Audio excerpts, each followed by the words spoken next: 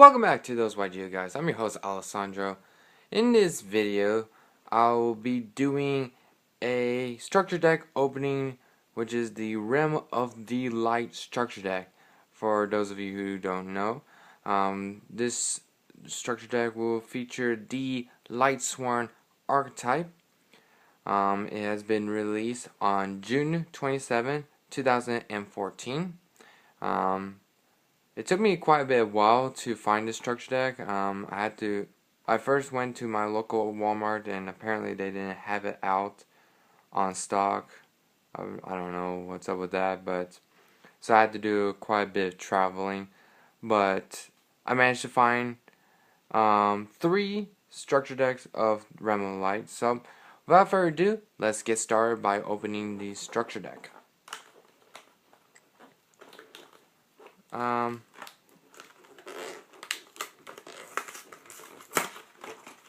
So let's see. So we have our rulebook.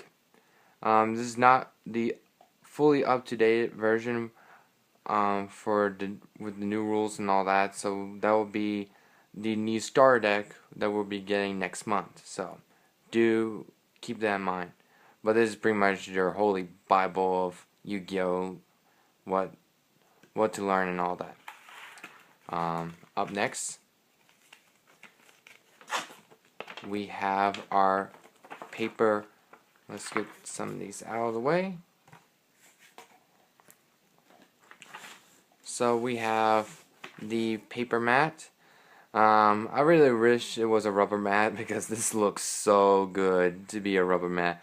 You have your So basically this features all your classic favorites of Lightsworn monsters like Celestia Wolf, Shire, Raikou, Lumina, Aaron, the new guy named Raiden, Michael, Minerva, sorry, the name just escaped my mind, Jane, Lila, Arcus, Garoth, and Gregonis. So, yeah.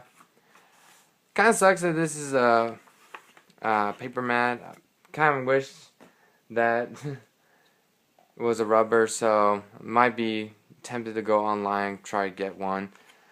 So then we have our little tip paper thing, which tells us how to play the deck. Basically, meet the American dream for Lightsworn monsters. Have 4 Lightsworn monsters with different names. Drop JD, blow the entire field up, and go for TK. There. Easy. Simple, easy to remember. That's pretty much it. And then they talk about cards, like what to get and throw in. That will be helpful. I don't understand why they recommend Primal or I mean not Primal Order. I mean the rank up magics, the 7th one. That one's just kind of out there, but it's whatever. But now the big scheme, the main show of this video. So let's get started. Oh wow, look at this artwork. Michael, the Art Lightsworn. Pretty much our new Synchro monster. And the best thing about this Synchro monster is that it's not limited towards Lightsworn monster. You can play this in any other deck that runs Light monster, such as in Agents. And if you play, like, let's say Agents with artifacts, just have an artifact monster, which all of them are level 5. Summon Earth, which is the level 2 tuner monster, and then sync into this guy. I mean, it has some really nice applications, but really beautiful artwork right there. I mean, I'll admit, some of the Lightsworn monster has some pretty nice artwork. Up next we have Lightsworn Sanctuary. Again, beautiful artwork, but unfortunately this is not the card that we once thought it would do. Especially when Konami advertised Lightsworn Sanctuary as the card that will solve the problems for Lightsworn, like having the wrong stuff in the graveyard, which I thought they'll pick up like something similar to the Sylvan's excavating mechanic, like returning back spells and traps or inappropriate monsters such as Judgment Dragon back into the deck, so that way. But it didn't turn out to be that, so there goes my expectation. But then that would make this card a little bit too busted right there. So yeah, but it's an alright card overall. Not, I don't know what to say about competitive play, but it's an okay card overall. So up next we have Minerva, Lightsworn Maiden. She's a pretty good card. When she's been sent to the graveyard, from hand or deck to the graveyard, you can send the top card from your deck to the graveyard. So that extra mill can really help for Lightsworn, so it's pretty cool overall. It is a level 3 tuner as well. And her normal summon ability is because basically when she's normal summon, you get to add one like dragon monster from your deck to your hand whose level is less than or equal to the total number of Lightsworn monster with different names in your graveyard. I mean, that effect is nah. This is pretty good, like a 1 or 2. Some people don't run it, but I think she has really nice applications and merits in it. Up next we have Raiden, Hands of the Lightsworn.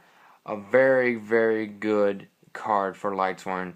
Basically, he has the ignition effect that sends the top 2 cards from your deck to the graveyard. And if any of them happen to be Lightsworns, he gets a 200 boost, so he goes from 1700 to 1900. And basically, the highlight is that you can set up for during your turn, and then you determine how you mill from Raiden will determine how you go about throughout your turn. So, pretty cool card. He's also a level 4 tuner monster as well. So yes, Lightsworns are getting their own tuners, so that's pretty cool. Now, like every structure deck, we get the back card of every single structure deck. Alexandrite Dragon. It has some really nice application when you have with Minerva when you play in Seal Plays. But outside of that, it's whatever. Judgment Dragon, pretty much the main boss monster of the Lightsworn deck. I mean, if you're playing Lightsworn without Judgment Dragon, I don't know what you're doing wrong. I mean, I don't know where you're thinking. Definitely is a 3 of. Overall, Judgment Dragon is pretty much the American dream for Lightsworn monsters. Oh gosh. Dragonite, Lightsworn Dragon, it's okay. I know a lot of you guys might notice that might not like to see Lightsworn monster in a common version. I will admit the holo version looks pretty nice, a lot better, but you know, if you get the cards, you got the cards. Celestia, pretty cool. We get 2 Janes, Lightsworn Paladins. It's a pretty good beast stick. Then we get 2 Lilas, a pretty good reprint for a common card. Let's see, the Lila from the Dragons Collide structure deck, the common version of Lila was going about $2 to $3 each. So seeing a reprint of her like that is a really nice touch to it.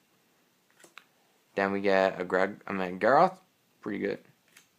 A Wolf, Lightsworn Beast, pretty good for beat stick. Aaron, Lightsworn Monk, can come in handy in certain matchups such as Geargias, just attack to that armor and put that armor back into their deck. Pretty cool. Then we get 2 Lumina, Lightsworn Summoner, pretty much one of your best Lightsworn monsters within the deck. Pretty much is the monster revival. Pretty cool. Has its merits. And some pretty cool combos, like you can use Lumina, discard Minerva that I mentioned earlier. Special amount of Lightsworn monster, doesn't matter how or who. And then Minerva's effect, you get to mill. So you get lots of bonuses through card interactions. Arcus, Lightsworn Druid. Pretty interesting. Protects Lightsworn monsters from being targeted anywhere. That includes, like, I think from graveyard as well, if I'm not mistaken. I have to check that one up, so don't take my word for it. So yeah, pretty cool. Then we get Shire, Lightsworn Spirit. It's interesting, I will admit. It's okay card. Then we get 2 Raikos, Lightsworn Hunter, pretty good reprint for a common. If you notice that they did change the PSCT for Raiko. For those of you who don't know, PSCT means or stands for is pretty much the abbreviation for Problem Solving Card Text.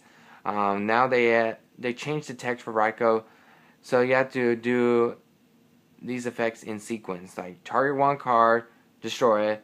Then after that, you mill the top 3 cards from your deck to your graveyard. So this is kind of interesting. Then, of course, the Honest. I mean, it's all lights. Why wouldn't you play Honest? Light Ray Diablos. Pretty cool. It comes in handy when you play like Light Ray Swarms or Lightsworn Rulers, because he is level 7, so you can come in good interaction with the Dragon Rulers. And it's a big beat 6. Excuse me, guys. Sorry about that. Light Ray Daedalus. Good against decks that rely on field spells. And also level 7. So pretty cool. Then we come to a few cards that seems a little bit random. But again, it has some merits in Seal Place. Violent Prism. Interesting. Especially when you synchro summon into the Michael and boosts his attack by 1,000, so pretty cool. Fable Raven, I know this again tuner, but if you haven't got a Fable and you want to build like a Fable deck, I mean this might be a nice opportunity. On top of Fable Raven, you also get the Fable Serval. So interesting reprints, pretty cool. Blackwing Zephyros the Elite. I know a lot of people don't like Blackwing Zephyros the Elite in Lightsworns, but it does have some pretty interesting interaction, especially when back then I used to play in my pure Lightsworn deck when I use Lumina to discard Zephyros to get back a level 4 Lightsworn monster. Then I bounce Lumina back to activate Zephyros the Elite's effect, and then go for a rank 4 play. So it has its merits right there.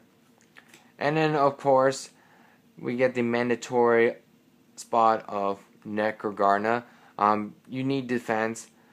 Since Lightsworn decks don't run a whole lot of traps. Not really defensive traps, to be exact. So this is going to be one of your defensive mechanisms. So definitely run 3 ofs in any Lightsworn decks. Then we go down to the spell cards. First up, we go to the field spell card Realm of the Light. It's a mediocre field spell for Lightsworns. I mean, you'll be alright without it. You don't need it. Then we have Solar Recharge, a very good reprint. Definitely, you cannot have a Lightsworn deck without Solar Recharge, so definitely a great job on Konami's part. Charge Light Brigade, same thing as Solar Recharge. Can't have Lightsworn deck without Charge Light Brigade. Boosts out consistency. Then we have Monster Reincarnation to bring back that Judgment Dragon. Since Lightsworn Sanctuary can only bring back Lightsworn monsters, this one can bring back whatever. Yes, it's a neg, but hey, if you bring back Judgment Dragon, I mean, there's really not a humongous neg overall. Then we get Foolish Burial. Pretty cool reprint. Then we go down to the trap cards. Glorious Illusions, these are like, eh. Lightsworn Barrier, meh. honestly, you don't really need these two. Vanquishing Light. This is actually an interesting card. It's been a while since I last seen this card. Basically, what it does is a counter track card for Lightsworn, where when a monster or monster will be summoned, you contribute one Lightsworn monster, then you can negate the summon, and if you do, destroy that monster or monsters. So it's an interesting counter track card.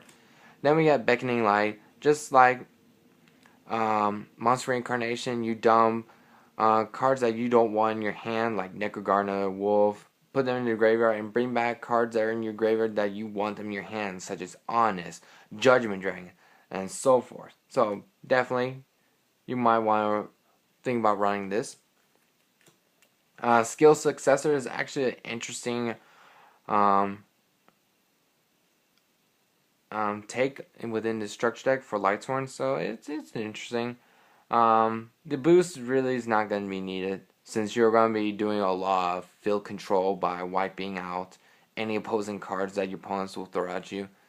And finally, the key reprint of the entire structure deck is Breakthrough Skill. Now, before Breakthrough Skill was announced to be in this structure deck, it was going for, like, I think the Battle Pack 2 World of the Giants reprint version of Breakthrough Skill was going for $10 a piece, around there.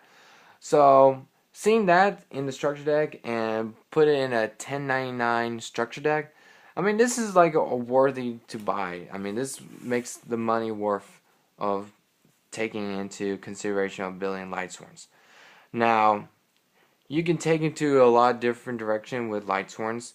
You can go for the Twilight variant, where you basically run a little bit more darks and then you splash in BLS, Chaos Sorcerer, Dark Arm Dragon, and so forth. Then there's the other variant where it's the Light Ray Sworns, basically running Light Ray monsters, most likely Diablos, Daedalus, on top of Cephalon the Ultimate Time Lord, along with your Lightsworn monsters, so that's one way you can take it. Then you can also take into the pure variant, which is nothing wrong, which I would stress enough to try out if you're new to the Lightsworn structure deck, just so that you can get a good feel on how to play Lightsworns and how the deck works. And then finally we have the very popular variant that's going to be going on currently, Lightsworn Rulers. Basically, you're just running Light Ray Diablos with the 4 Dragon Rulers with a playset of Eclipse Wyverns, and it's pretty much an OTK centric deck. So yeah. And then finally, a little bit later, I think during Duelist Alliance booster deck comes out, we're gonna get Saphira. It's possible to build Saphira, the new ritual monster. Basically, that's who I'm talking about. You can run a ritual monster like Saphira in this deck because it has some pretty unique interactions. So that's another variant that will be talked about in the future. So, also, another important note before I close off this video, when you play Lightsworn decks, this is what I tend to see from a lot of people. They usually go like 45 and above cards in their deck. Trust me, 40 cards is just enough to get things rolling. The only time you need to worry about decking out is when you have way too many monsters that requires milling during the end phase. So be very self-conscious on that and be fully aware on what's going to happen and how many cards you have left in your deck before you make any more certain plays. On top of that, I also seen some people play certain trap cards, like defensive trap cards like Call of the Haunted, Phoenix Chains, and all that. Trust me, you don't want to run those cards because it makes the deck very inconsistent, and you might not get the right content within going from the deck into the graveyard. So make sure you want to run a very minimum traps. like Beckoning Lights for sure. And you want to run traps that can operate within the graveyard, such as Breakthrough Skill, another trap card like Skilled Prisoner that comes from the Legacy of Valiant. So stuff like that. So I hope you find this structure deck very helpful. Would I recommend you to buy this structure deck? I would say yes. For multiple reasons, you get a pretty good deck for a pretty budget cost. And if you buy 3, it's like $30. So you already got yourself a really good deck right off the bat. Plus, you get 3 breakthrough skills, which is a very good card to have for anyone from newer player to a veteran Yu-Gi-Oh player. Definitely a great card to get. So overall, I believe this is one of the greatest structure decks we have in a while. Well, this is maybe not, that's my opinion, but this is definitely a very good structure deck nonetheless. So I hope you guys enjoyed this review. And stay tuned for more of ThoseYGOguys guys. I'm your host Alessandro, and I'll see you guys later. Take care everyone. Bye bye.